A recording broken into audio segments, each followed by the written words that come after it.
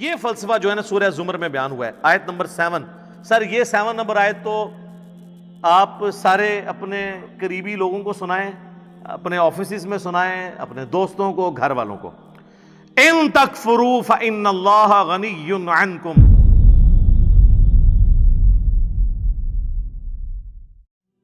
اکثر لوگ پوچھتے ہیں توبہ کا طریقہ کیا ہے، کون کون سے بڑے بڑے گناہ ہیں اور چھوٹے گناہوں کے بارے میں کیا ہے۔ تو توبہ تو میں نے آپ کو بتا دیا کہ توبہ یہ ہے کہ اپنی اصلاح کرنی ہے۔ اس کو میں دنیاوی مثال سے آخر میں سمجھا دیتا ہوں، پھر آگے چلتے ہیں۔ مجھے بتائیں، جس شخص کی زندگی میں ایک دفعہ، بالکل پہلی دفعہ، کسی گرم استری سے ہاتھ جل جائے، دوسری دفعہ وہ ٹھنڈی کو بھی لگاتے ہوئے ڈرے گا نا کہ ہو سکتا ہے تھوڑی دیر پہلے کوئی استری نہ کر گیا ہوئے۔ اس لیول کا ڈر جب آپ کا کسی گناہ کے بارے میں آئے گا نا دوبارہ کرتے ہوئے، تو آپ سمجھ لیں آپ نے توبۃ نصوحا کر لی ہے۔ یا ایھا الذین آمنوا توبوا الی اللہ توبۃ نصوحا، ایسی توبہ کرو جو آگے کو نصیحت ہو جائے۔ اور اگر ایسا نہیں ہے تو بس پھر ٹھیک ہے، ایک خیال ہے اس کو، آپ کے ویژول تھنکنگز کو لے کے آپ چلیں اور کبھی آپ شیطان کے اوپر ڈال دیں۔ میں تو یہ چیلنج کرتا ہوں بار بار کہ اگر گورنمنٹ آف پاکستان یہ اناؤنسمنٹ کرے کہ جو شخص فجر کی نماز اپنے محلے کی مسجد کی پہلی صف میں ادا کرے تو فی فجر 1 لاکھ روپیہ، دوسری صف والے کو 50,000، تیسری والے کو 25,000۔ تو دنیا کے سارے شیاطین مل کے دنیا کے سب سے بڑے بے نمازی کی بھی فجر نہیں چھڑوا سکتے۔ ہاں کر کے دیکھ لیں، اگر آپ کو ہے نا ایسی آنکھ ہی نہیں کھلتی، وہ جی انہوں ہوش ہی نہیں ہوندی۔ ہم نے ان لوگوں کو بھی اپنے آفس میں دیکھا ہے کہ جن کو ہوش ہی نہیں ہوتی تھی، لیکن جب انہوں نے کبھی کسی آفیشیل ٹور پہ دوسرے ملک جانا ہوتا تھا تو اللہ کے فضل سے وہ تہجد کے وقت اٹھے ہوتے تھے۔ تو یہ سب کے سب بہانے ہیں۔ پھر کہتے ہیں دعا کریں توفیق مل جائے۔ آج تک ہمیں کسی نے نہیں کہا کہ دعا کریں، ارادہ ہے گھر جا کے رات کا کھانا کھانا ہے توفیق مل جائے، نہیں، وہ کھانا ہوتا ہے۔ آج تک کسی نے ٹوائلٹ جانے سے پہلے کہا جی دعا کریں، مطلب ایک بڑا مشکل کام میں کرنے جا رہا ہوں، ہے تو مشکل کام ہے سر، پیشاب بند ہو جائے تو نہیں کھلتا، آپریشن ہوتا ہے، تو مہربانی کریں ذرا دعا کریں کہ اللہ تعالیٰ عزت سے یہ پیشاب میرا نکلوا دے، نہیں، وہ ارادہ ہوتا ہے۔ سارے کی ساری یہ دعائیں توفیقیں نیک اعمال کے بارے میں، کیونکہ وہ کرنے نہیں ہوتے۔ یہ بات ہے سر، جو ہم نے سر کام کرنا ہوتا ہے نا، آج تک کبھی ہوا ہے کہ کوئی شخص ہمارے باوجداد میں بھی رپورٹ ہوا ہو، کوئی شخص مسجد میں نماز کے لیے گیا ہو تو شیطان دروازے پہ آ کے فزیکلی کھڑا ہو جائے، آج تنوں میں مسجد ہی نہیں وڑن دینا، اور یہ بھی نہیں ہوگا کہ اذان ہو اور آپ کے پاؤں آٹومیٹکلی مسجد کی طرف چل پڑے، یہ بھی نہیں ہوگا، ورنہ تو جنت اور جہنم کا کنسپٹ ختم ہو جائے گا۔ یہاں اللہ نے اختیار دے دیا، انا ہدیناہ السبیل اما شاکرا و اما کفورا، ہم نے تو ہدایت کا راستہ واضح کر دیا ہے، چاہو تو شکر گزاری کی روش اختیار کرو، خواہ نہ شکری کی۔ اچھا، لیکن اس سے یہ بات نہ سمجھ لیجئے گا کہ اللہ کو کوئی پرواہ نہیں ہے، ٹھیک ہے وہ گناہگاروں کو بھی بخش دے گا، مجرمین کو بھی بخش دے گا، اور نیکوکاروں کو تو اس نے بخشنا ہے، نہ، اس طرح نہیں ہے۔ اور اکثر لوگ کہہ رہے ہوتے ہیں او جی اللہ نے ساڑی نمازہ نہیں چاہیے دیا، استغفر اللہ، یہ بات آپ کیوں بولتے ہیں؟ یہ آپ کس کو بول رہے ہوتے ہیں؟ مطلب میری نماز تو نہیں کو پڑھ رہا نا، تو مجھے کیوں سنا رہے ہو؟ جس کی پڑھ رہے ہو اس کو سناؤ، اللہ کی پڑھ رہے ہو۔ تو اللہ نے کب کہا ہے کہ مجھے تیری نمازیں چاہیے؟ کہیں کہا ہے؟ اللہ کہتا ہے تمہیں تمہارے لیے نمازیں چاہیے، اللہ نے تو کبھی کہا ہی نہیں کہ مجھے چاہیے۔ اس فلسفے کو اللہ تعالیٰ نے سورہ الزمر میں بیان کیا ہے، مسئلہ تقدیر بھی حل کرنے والی یہ آیت ہے، اور سارے مسئلے، یہ اکثر لوگ کہتے ہیں نا جو کچھ ہو رہا ہے نا جی اللہ کی مرضی سے ہی ہو رہا ہے جی، یہ اکثر آپ سنتے ہوں گے کہ دنیا میں جو کچھ ہو رہا ہے نا جی اللہ کی مرضی سے ہو رہا ہے۔ نہیں سر، ایسے نہیں ہے، اللہ کی مرضی سے نہیں ہو رہا، اللہ کی اجازت سے ہو رہا ہے۔ اللہ کی مرضی ہے یہ کہ لوگ زنا کریں، اجازت ہے کہ کر لو، یہ نہیں ہوگا کہ جسم پہ فالج گرے، لیکن آخرت میں چھوڑوں گا نہیں۔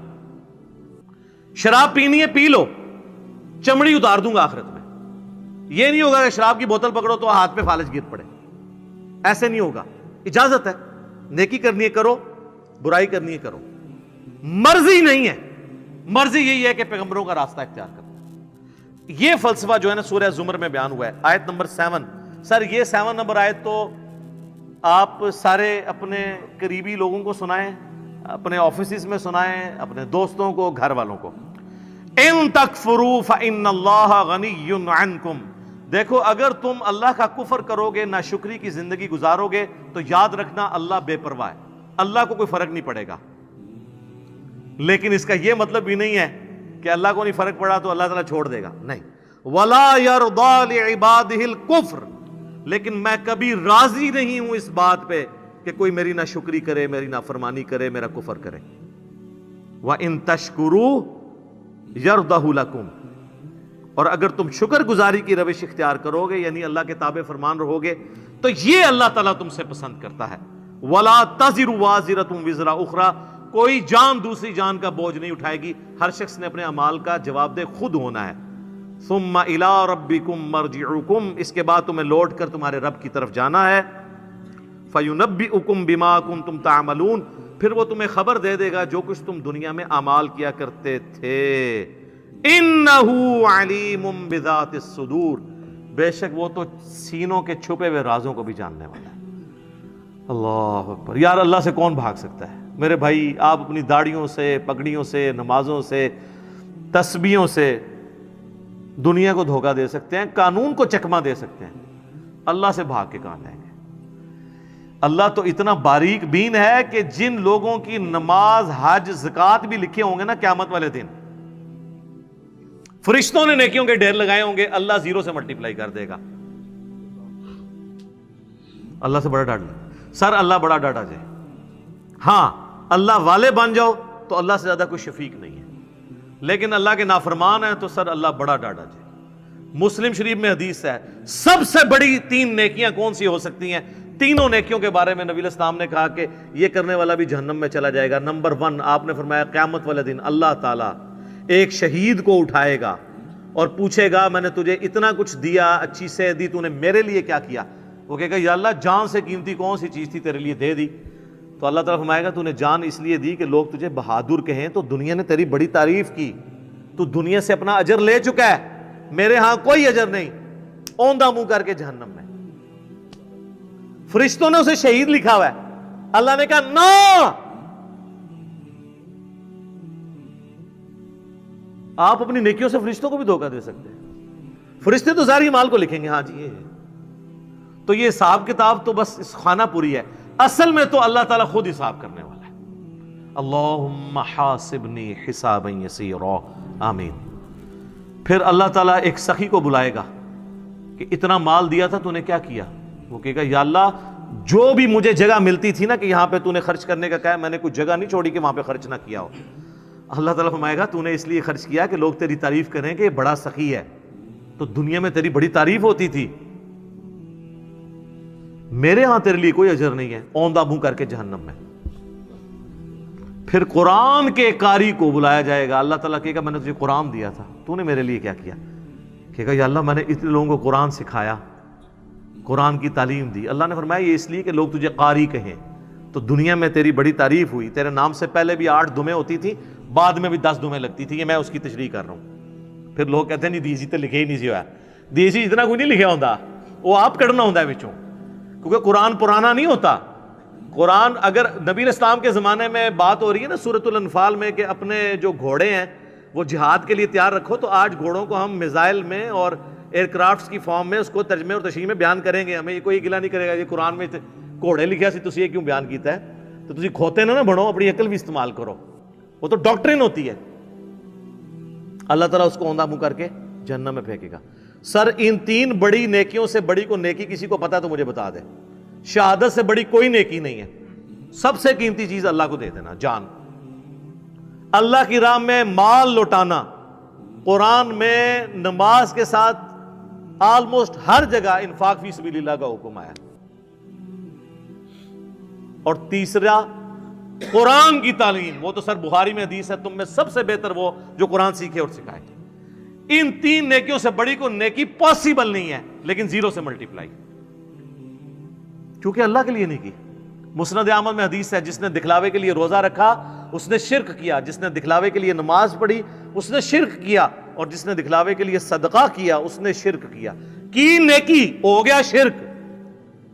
یہ کیا بات ہوئی؟ نماز کیسے شرک ہو گئی؟ نماز تو اللہ کی ہوتی ہے، پڑھی بھی اللہ کے لیے لیکن دکھانے کے لیے کسی کو. ہمارے ایک ایکس پریزیڈنٹ تھے نا، مجھے ان کی پالیسی سے تو بہت اختلاف ہے، جنرل ضیاء الحق، لیکن ایک مذہبی آدمی تھے.